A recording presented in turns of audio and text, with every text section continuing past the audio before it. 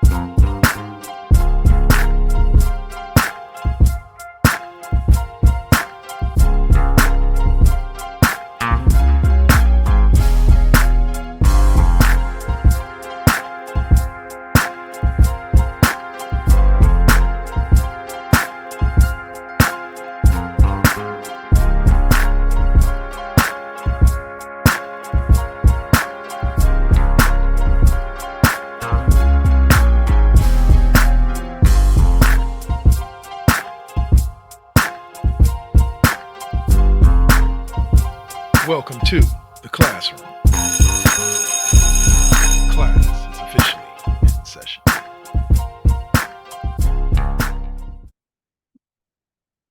Oh, what's up? What's up? What's up? It's me, the one and only Dark Lord 100, aka Double K, K Double.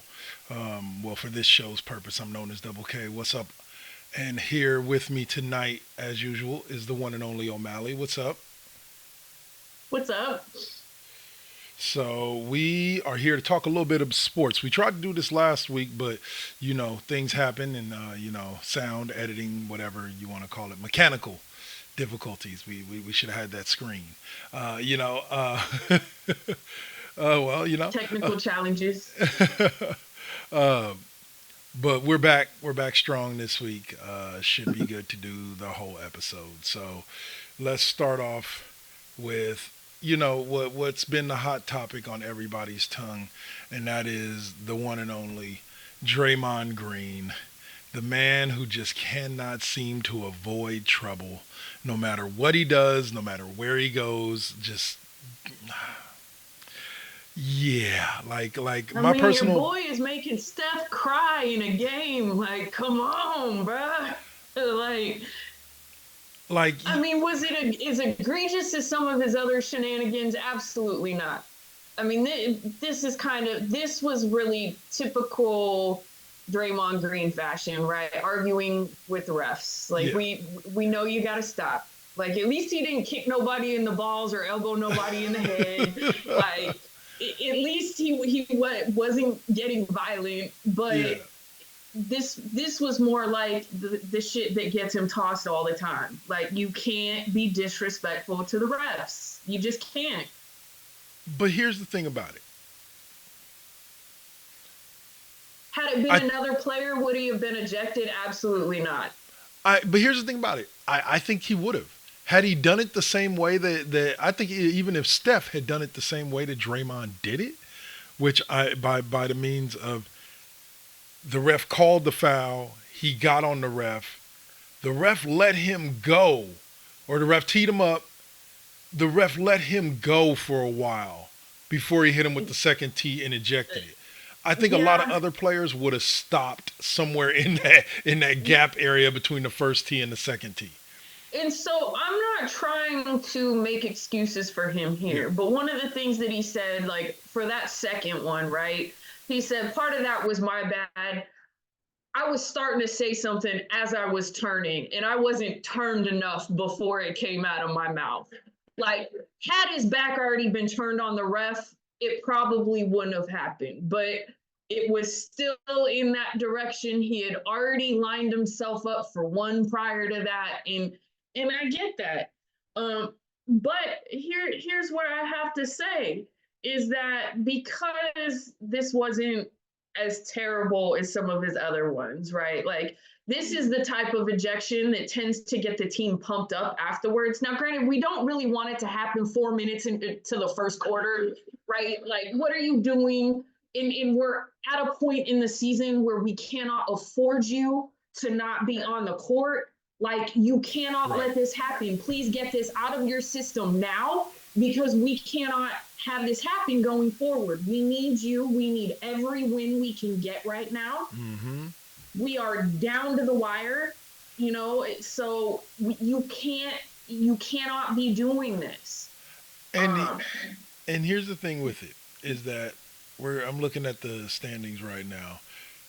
The Warriors sit in that 10 spot and not solidly either. Like they're No, barely. because at one point Houston bumped us out very shortly Yep. for that 10 spot. Last Sunday, actually, they half bumped us out. So we are not comfortable enough. And honestly, I would like to see the Lakers lose a couple and us win a couple and us at least get home court advantage for that game. Yeah. But we can't have that if Draymond can't stay on the court. But what I do have to say is it did allow some of the other players to step up and have a good game, and we still won the game.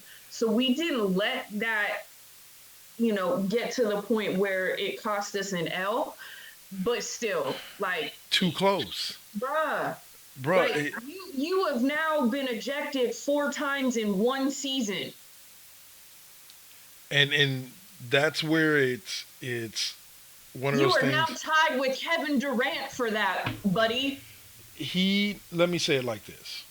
Draymond will always be the motor that makes the Warriors run. He was Draymond's gonna Draymond at the end of the day. right. But here's the thing with it. This is a point in which it's like you said, we're down to critical. Like I think there's less than 10 games to go in the season. Like less than 10, 15 games to go. This is not the time for shenanigans. Like it's just not.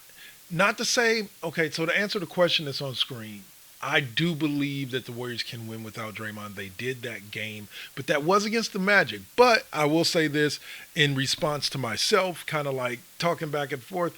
The Magic are a top, 5 team in the East right now? They're kind of playing out their mind. So to beat that team without Draymond was a good step, but we're not beating a Denver. We're not in a 7-game series without Draymond. We're not beating a Minnesota. Like we need him. Like he's not a 7-footer, but he has that presence in the paint. And I mean, I hate to say this because I know what it would mean. I don't think we even win a play-in without him. Yeah. He's one of the. We need him for that. We need that. Like I could see, okay, a game in a series, okay, without him, fine, whatever. We've got a few other games to make it up. But like, we need what he brings. Yes. Steve Kerr has been very clear that but for Draymond Green, there's a couple of championships we would not have. And he is not wrong. Yep. We need the energy that he brings to the team. And his ejections usually go one way or the other, right? We've seen his ejections, especially when it's been a questionable ejection, light a fire under the team. But he starts off with them to begin with. He doesn't start off on the bench or outside of the arena in the A's stadium, right? Right. Like, he doesn't start off like that. We need that energy that he brings. And then the other direction is they all just go to shit, right? Like everybody is like, well, he's out, and especially those.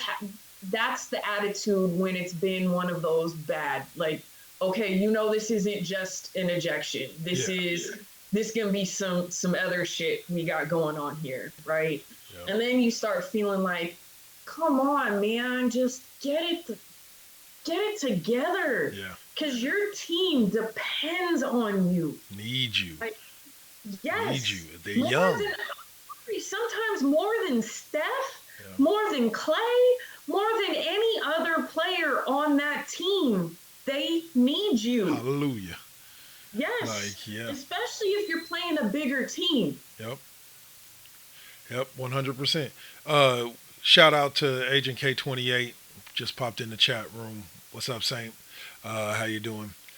Let's see, but no, 100%. Draymond is in a position where he kind of holds his own fate in his hands because I believe he's due. I believe he signed a extension like a couple years back. So his extension could be up here soon, and I'm not saying they should let him go because I want to see Clay, Steph, and Draymond all retire as Warriors. But Yeah. in reality, like, bro, if this is what you're bringing to the table late in your career, like, Well, and the other thing is like at this point, you have no leeway, yeah, none. You have used all of that up. You don't get the benefit of the doubt that other players do. You don't get to run your mouth like other players do. yep, The second you start doing that, you're done. done. You just don't get that luxury anymore. And some of that, yeah, it kind of freaking sucks, but you earned it. So now you got to do okay. So you're not elbowing or kneeing people. That's a start. That's the But start, exactly. you really gotta like, bro, get a therapist. Like, Well, I thought that's need what he was to supposed to be doing during that last suspension. Okay, well, he needs to call me. Because, but you need to work your shit out somewhere else other than the court in a ref space because that's gonna get you every time.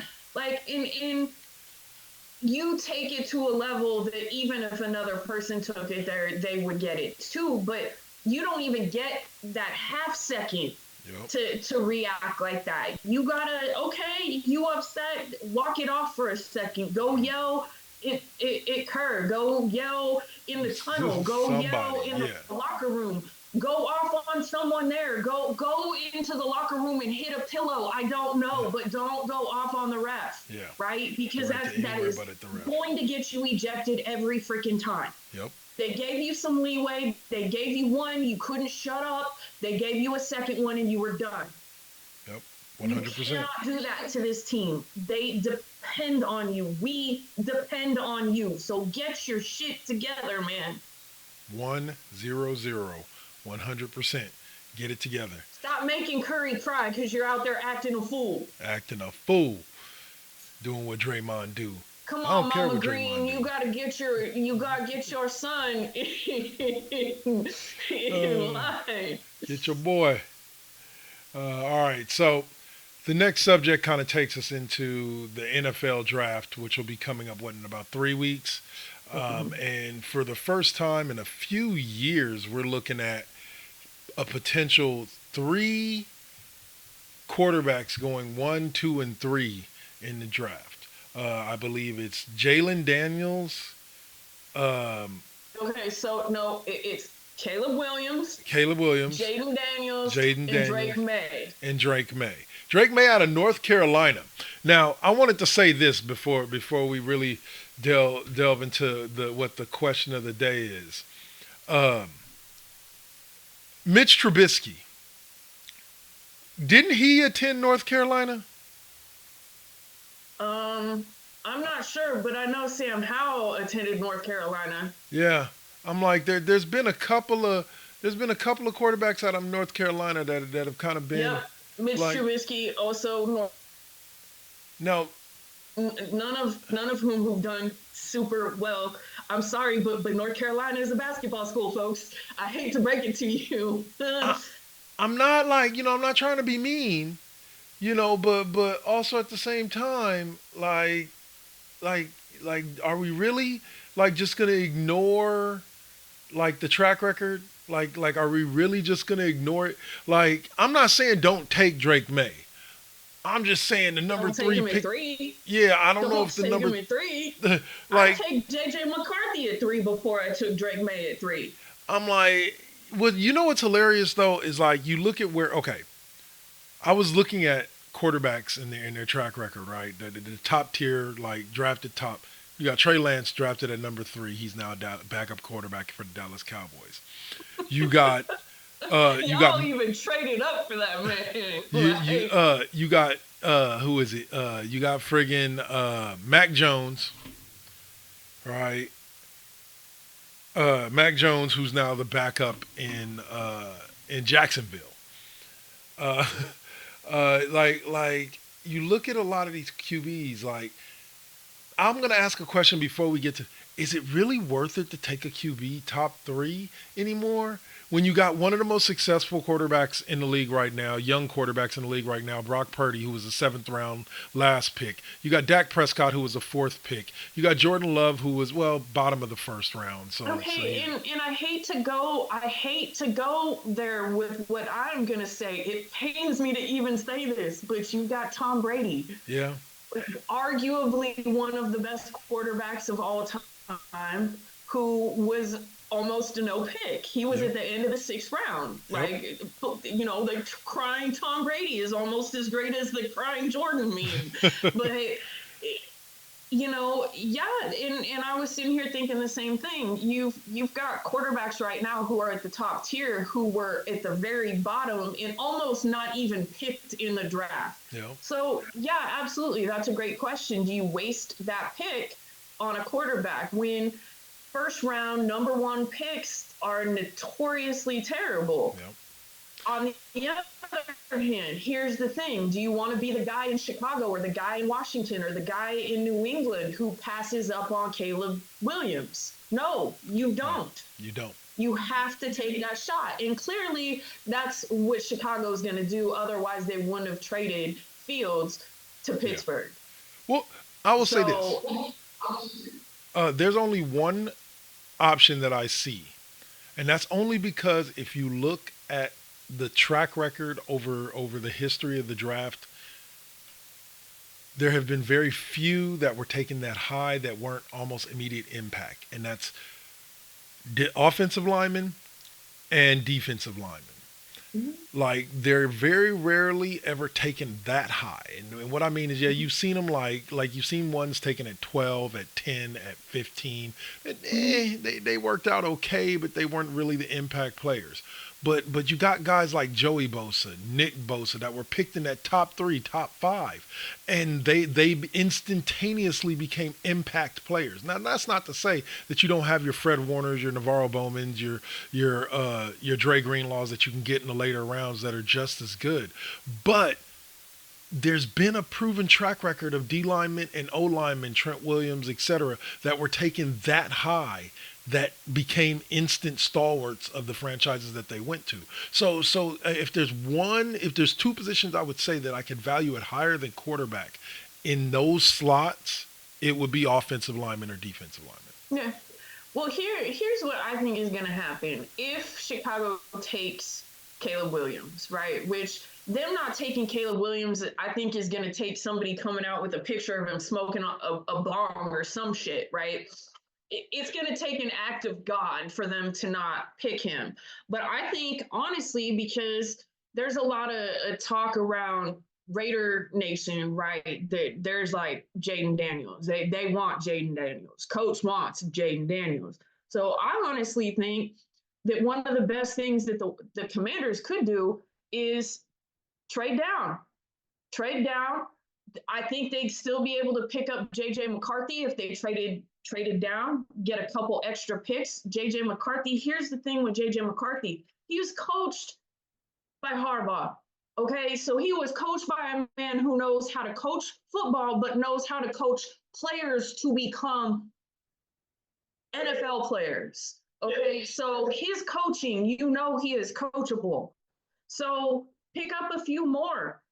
That does you some real good stuff. And then if that happens, I see New England will probably go with Drake May. And it was funny because somebody said he's, the more prototypical quarterback, right? Drake May. He's not as athletic. He's more of a pocket passer. He is a passer. And I hear the more prototypical, and it reminds me of that chick that they had talking about how she likes her quarterbacks more quarterbacky, right? Everybody slammed her and was like, she's racist. No, that's not what she meant. She meant like the more prototypical type, the passer, not the athletic. But here's the thing. The quarterback's job isn't just to throw the ball. It's to move the ball downfield by any means necessary.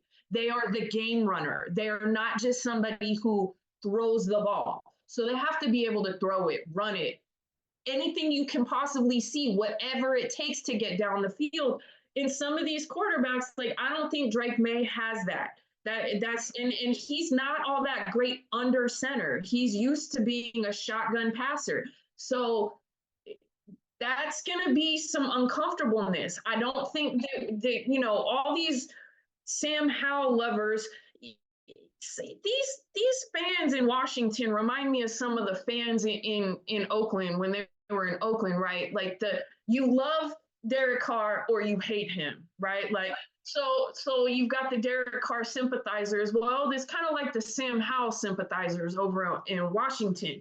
And I just don't think you want Sam Howell 2.0. If you wanted Sam Howell 2.0, you would have stayed with Sam Howell 1.0. Sam Howell just got traded to Seattle and was told Geno Smith is their starter over him. So that says a lot to me. So no, let's not take Drake May at number 2. If Caleb Williams is not available, which he probably won't be. Now, if Caleb Williams is still available at 2, they are not trading down. They're taking Caleb Williams. And I mean, a lot of people have said that they think that was the direction they were heading to in their personnel choices, right? Look, Cliff Kingsbury, a lot of people thought, oh, this means that they're going after Caleb. And I mean, there is still a possibility that they trade up to Chicago. Because, I mean, they could trade up one spot, but part of it just depends. There's this weird chess game going on right now. They have to act like they don't want it. Yeah. Agree with you 100% there.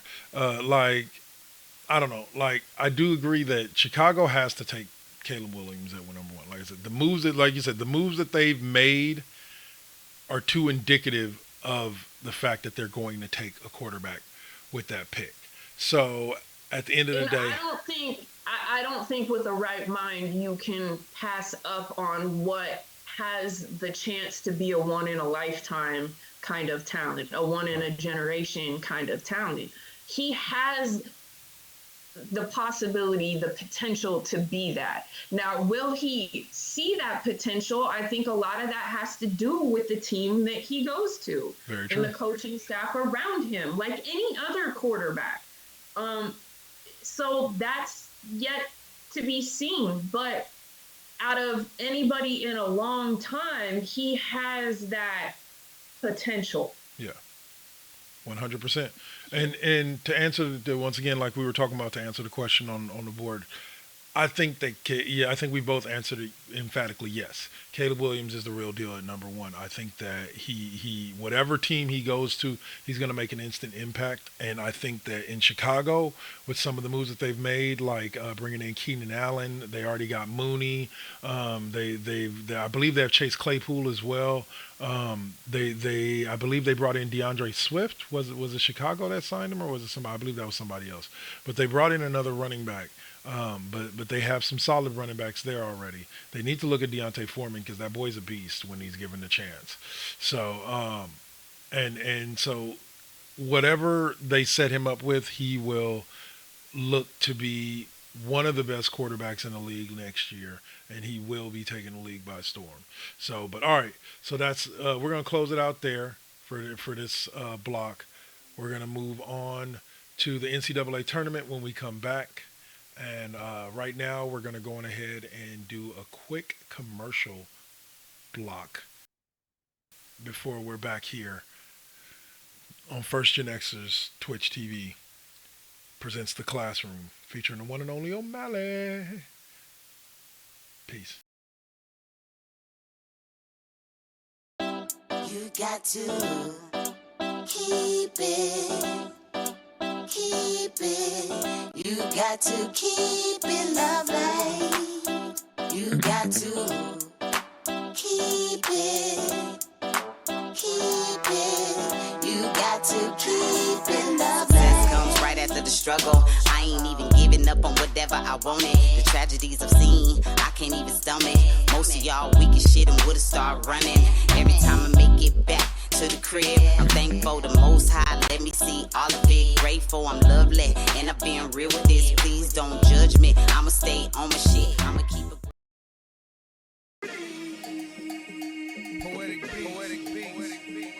This is now versus then. This is now versus then.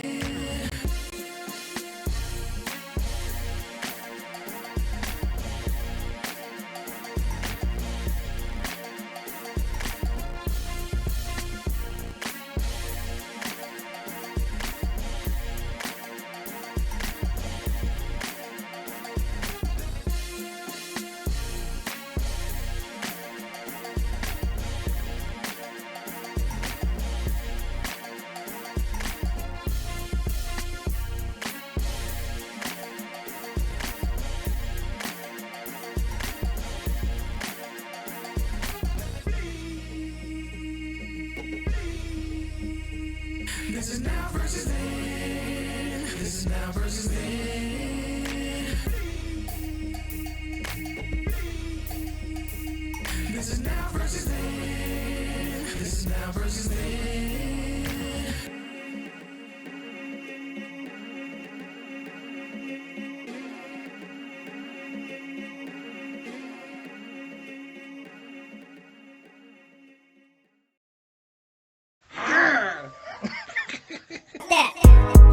You getting on my nerves. You getting on my nerves. Gang, gang, bitch. You getting on my nerves. Gang, gang, bitch. You getting on my nerves. Get your titty, get your titty, get your titty on. Gang, gang, bitch. Get your titty, get your titty, get your titty on. I said what I said. No, please don't tell on me. No, please don't tell the police. Gang, gang, you getting on my nerves. She getting on my nerves.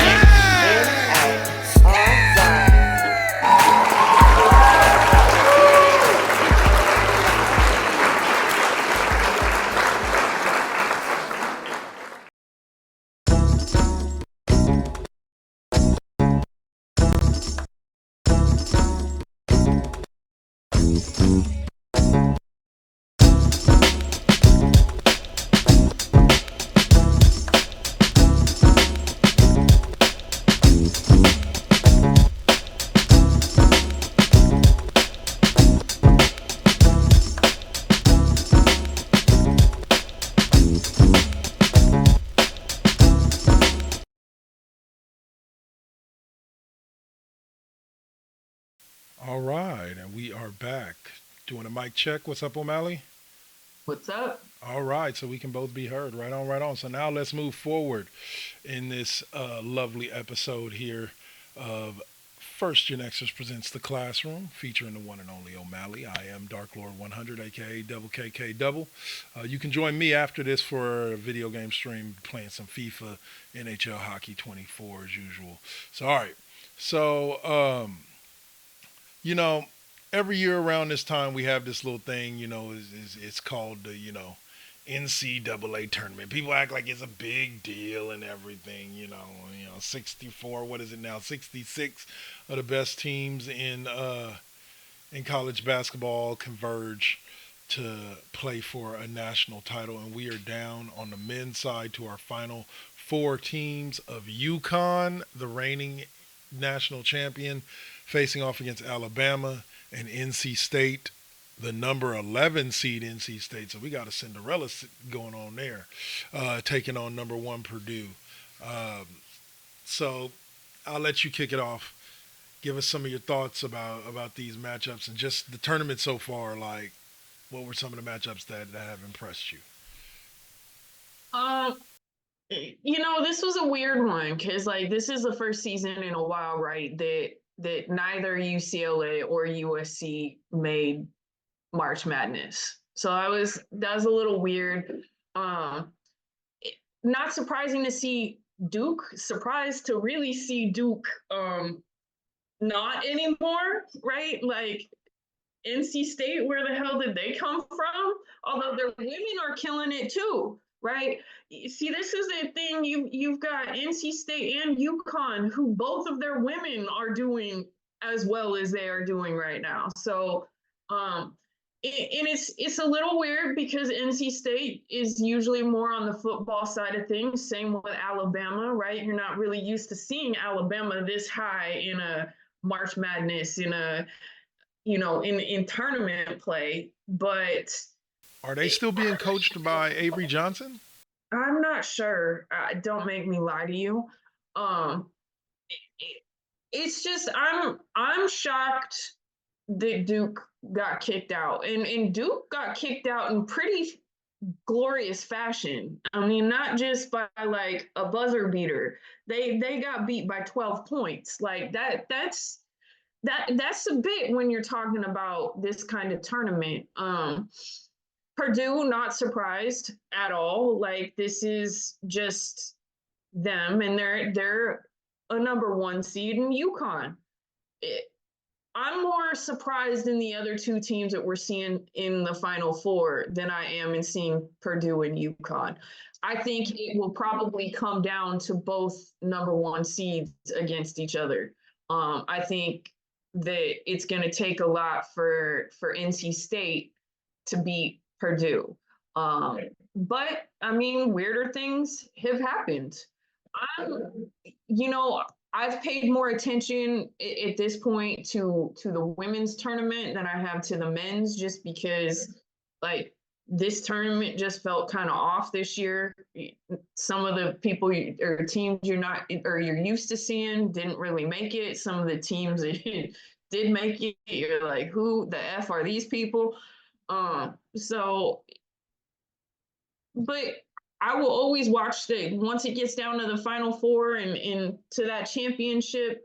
I think it's going to be Purdue and UConn at the end of the day. I think that's what we're looking at, and that in itself, I would like to see that game. That should make for a pretty damn good game. I think it'll make for the best match. But there's two things that surprised me. First and foremost, I'm not gonna lie. NC State's road to the Final Four was like, wow. Like outside, like they beat Texas Tech in the first round. Okay, cool. They beat number 14 Oakland in the second round, and you would say, okay, well that was the number 14 seed, but that number 14 seed had just come off of beating number 3 Kentucky. To open the tournament in round one. So evidently they had either a good game and Kentucky had a bad game, or they were more than what the committee thought.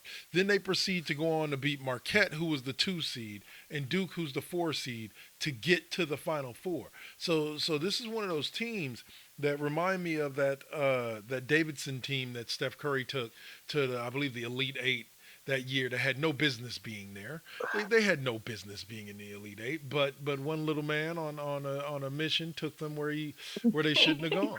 One very, very young looking man had them on a mission.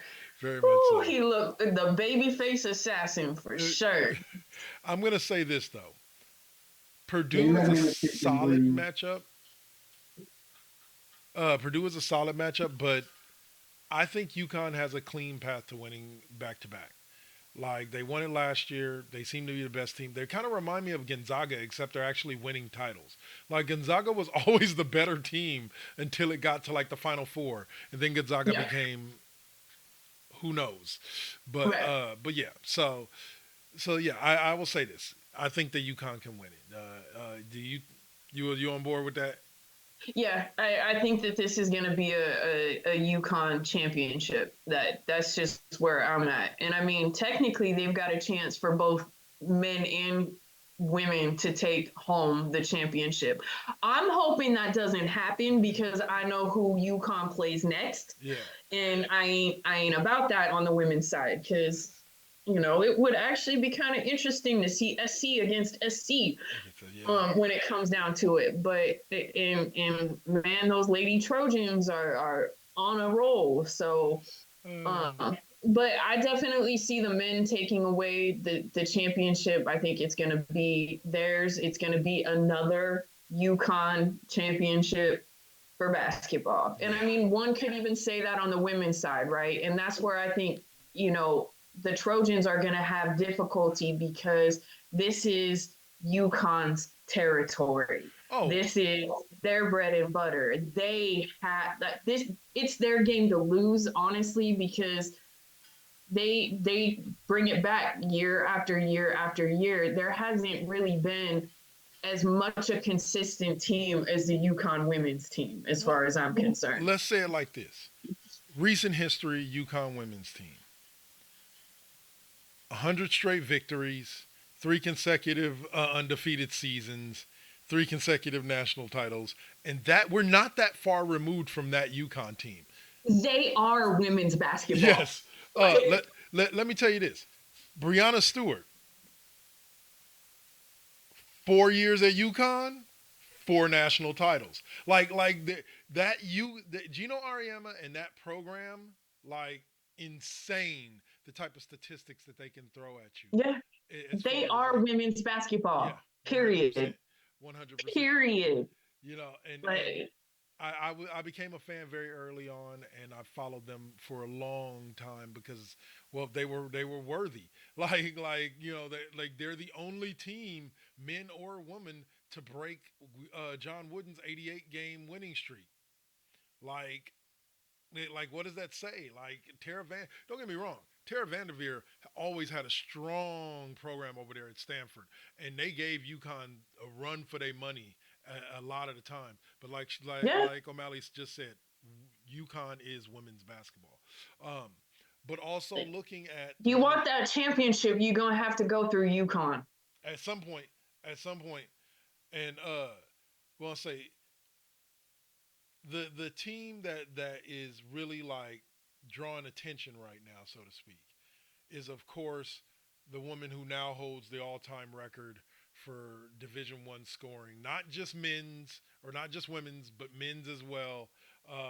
Caitlin Clark, the female Steph Curry. I think that's an insult to call her that. I think she is the first Caitlin Clark, and she is just taking the women's basketball by storm. Can't wait to see her in the WNBA and how that looks, because I think she can have a similar effect on the game to what Steph had to the NBA. I think she elevates the game. I think women's professional basketball starts earning more respect. I really feel like that's the player that they need to ignite, like, the WNBA. Yeah. Because, I mean, I hate to say it, I love the WNBA, but, I mean, we know they don't get the same respect. No.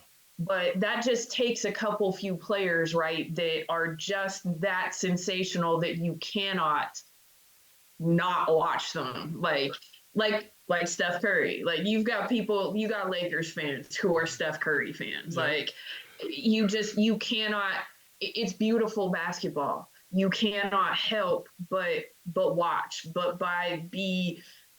see the passion, see the history in the making. Like, she will elevate the WNBA. If it's done the right way, I liken it to Magic and Bird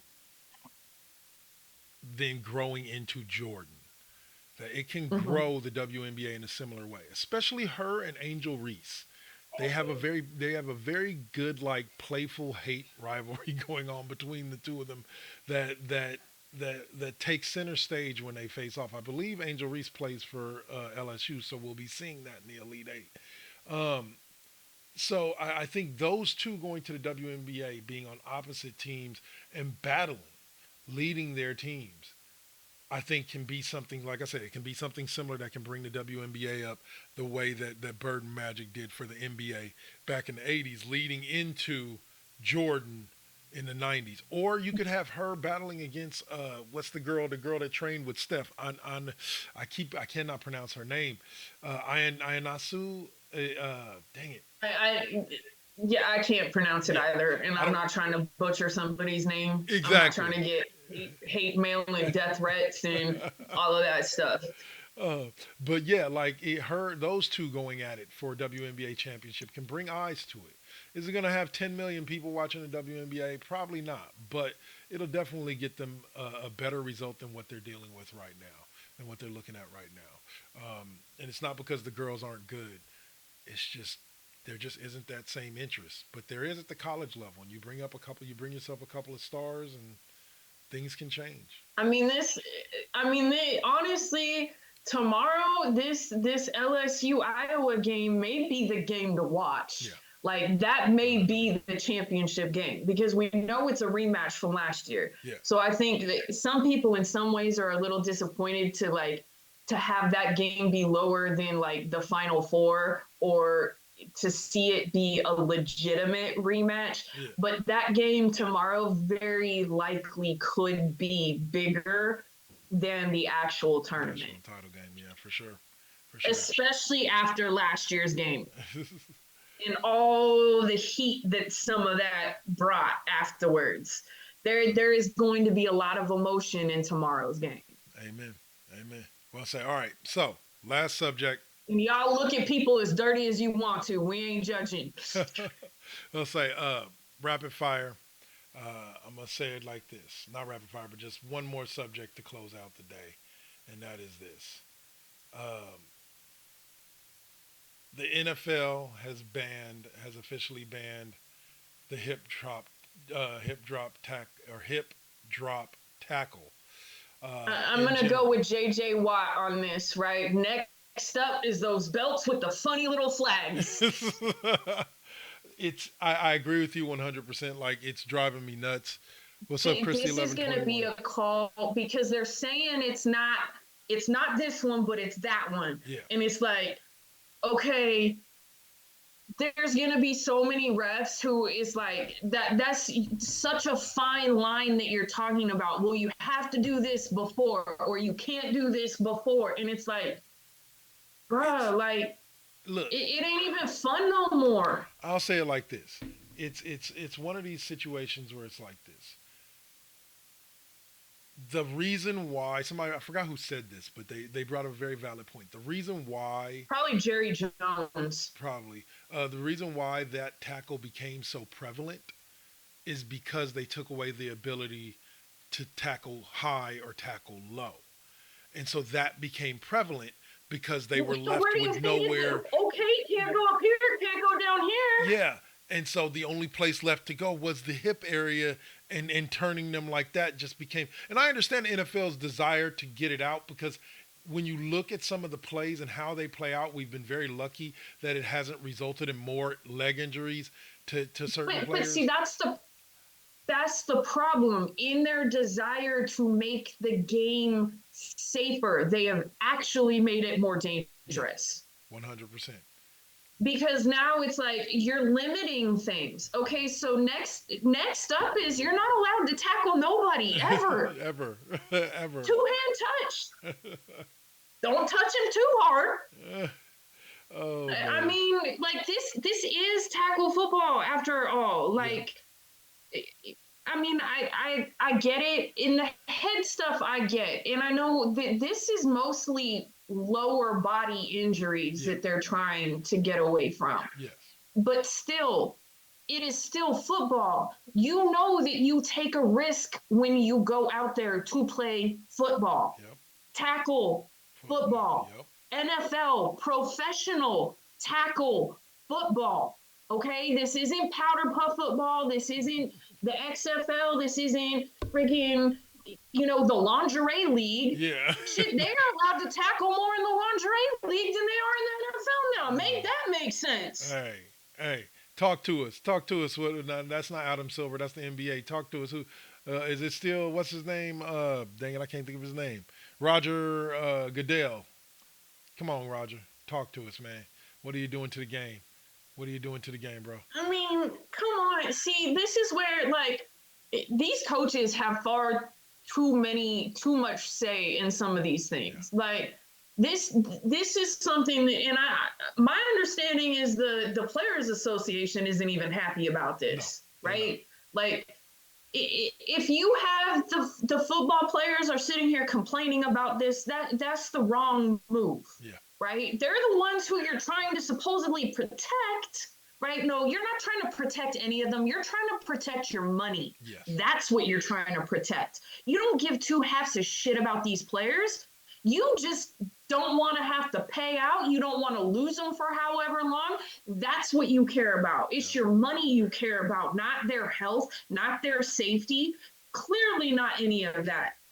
Because if you actually cared about that, I don't know, medical benefits, long-lasting benefits after that, like, that kind of stuff. But I talk shit about that about the government, right? You don't care about babies. You just care about a cause. Yep. Like, you only care about your money. You really don't care about anything else. You're not worried about losing your player because of what it does to the player. You're worried about losing the player because of what it does to your team and what it does to your bottom dollar. So let's be very clear here. It's not for the safety of the player. It's for the safety of the pocketbook. Amen.